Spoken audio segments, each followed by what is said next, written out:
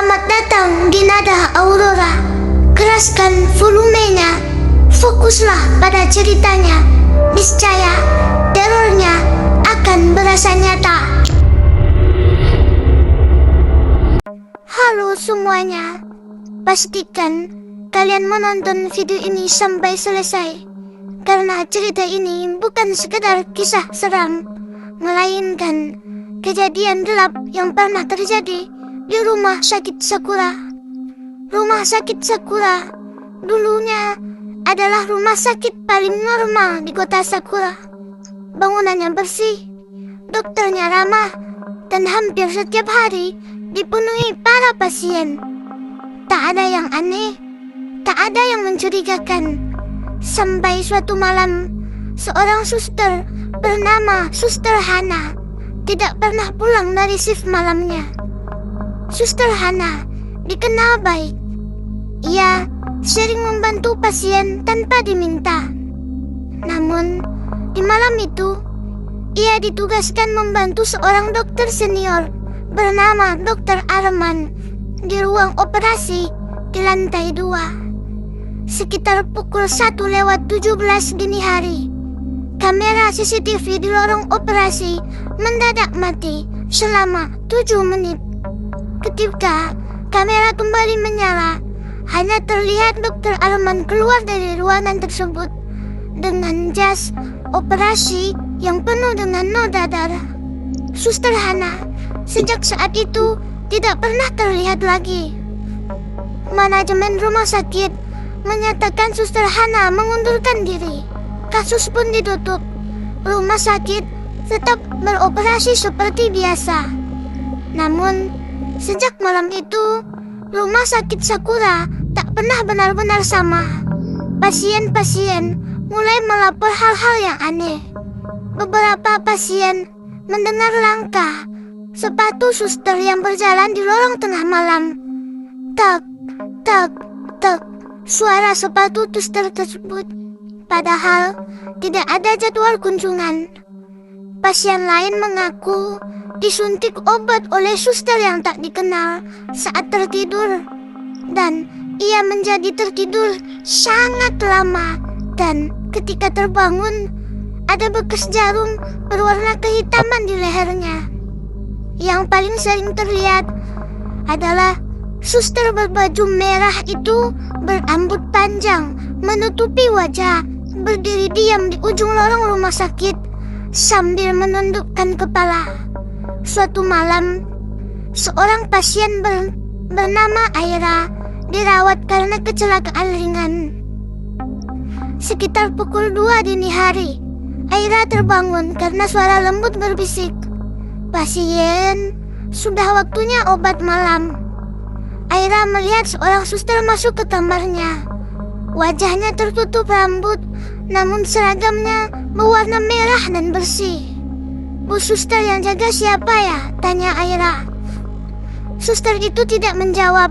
Ia hanya tersenyum, senyuman yang terlalu lebar untuk seorang manusia. Saat Aira menoleh ke jam dinding, ia terkejut. Jam itu berhenti di angka 1:17. Suster itu mendekat, mengangkat suntikan. Cairan di dalamnya berwarna hitam pekat. "Ini obat yang sama saat aku menerima obat," bisik suster itu pelan. Aira menjerit ketakutan. Lampu kamar berkedip. Suster itu menghilang. Namun, bekas jarum tertinggal di tangan Aira. Keesokan harinya, 3 pasien di lantai 2 meninggal mendadak tanpa penyebab medis. Dr. Arman tampak semakin gelisah. Setiap malam, ia mendengar suara wanita menangis dari ruang operasi dengan waktu yang sangat lama. Hingga suatu malam, ketika pintu dibuka, ia ditemukan tergantung. Wajahnya membiru dan di dadanya tertulis, "Shift malam belum selesai." Sejak kemetongan dokter itu, teror justru semakin menjadi.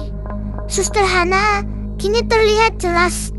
Ia berjalan di kamar ke kamar, mengganggu pasien sendirian, terutama mereka yang dirawat di malam hari.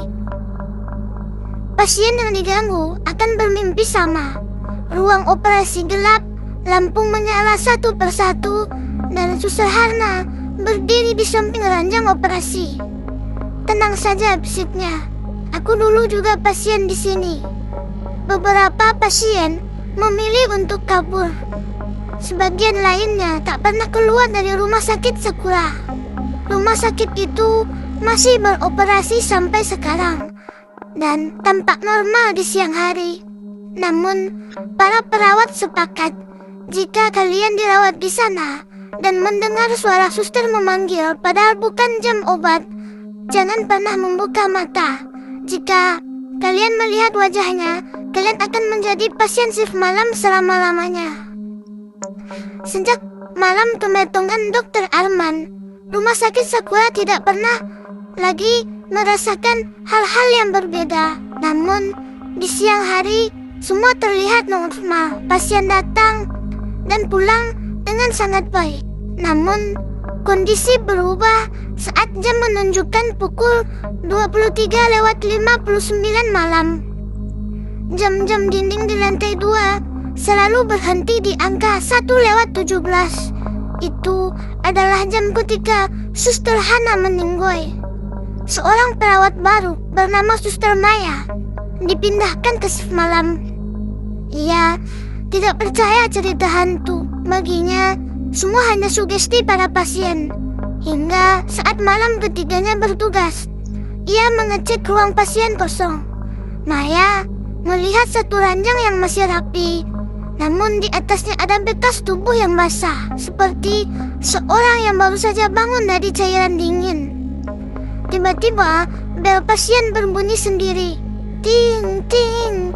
Nama di layar, Hana, ruang operasi. Maya menelan ludah. Ruang operasi itu sudah lama ditutup. Dengan tangan gemetar, ia berjalan ke sana. Lampu ruang operasi menyala redup. Di tengah ruangan, terlihat kursi roda menghadap meja operasi. Dan di atasnya duduk seorang suster. "Suster Hana," bisik Maya. Suster itu perlahan menoleh. Wajahnya pucat, lehernya memar kebiruan. Dan dari balik topinya menetes cairan hitam ke lantai. "Kamu tahu rasanya napas ditahan?" tanya Hana lirih. Di ruangan ini, lampu pun padam. Keesokan paginya, Suster Maya ditemukan duduk di lorong. Masih hidup, namun tidak bisa bicara. Di tangannya tertulis dengan kuku, "Dokter lain tahu, tapi tak pernah bertindak." Pihak rumah sakit pun panik. Manajemen mulai menutupi kasus-kasus kematian. Namun, Suster Hana tidak pernah berhenti. Ia mulai muncul di ruang anak-anak. Pasien kecil sering berkata, mereka didatangi oleh suster yang baik, yang sering mengajak main dokter-dokteran di malam hari. Namun, setelah kejadian tersebut, selalu anak-anak tersebut demam dengan tinggi. Aira mencoba melaporkan hal tersebut ke manajemen. Suster Hana tidak dimetongkan karena kecelakaan. Ia mencoba melaporkan malpraktik dari Dr. Arman dan 2 dokter lain yang melakukan operasi ilegal. Malam itu, Hana dimetongkan oleh pihak manajemen dan disembunyikan di balik dinding ruang sterilisasi. Di setiap lorong terdengar suara sepatu suster berjalan. Dan ternyata Suster Hana kini tidak sendirian. Di belakangnya berdiri bayangan pasien-pasien yang pernah meninggoy diam-diam. Dan teror demi teror terus terjadi di kota Sakura, khususnya di rumah sakit Sakura. Keesokan paginya, rumah sakit Sakura ditutup sementara. Namun, warga kota Sakura tahu jika bangunan itu dibuka kembali dan kalian dirawat di sana saat malam, Suster Hana bakalan mengganggu. Dan jangan pernah untuk menjawab panggilan dari Suster Hana ketika dia memanggil di malam hari. Cukup sekian ceritanya. Teror pun terus berlanjut. Dan untuk penonton Nada Aurora, tetaplah berhati-hati. Selamat tinggal.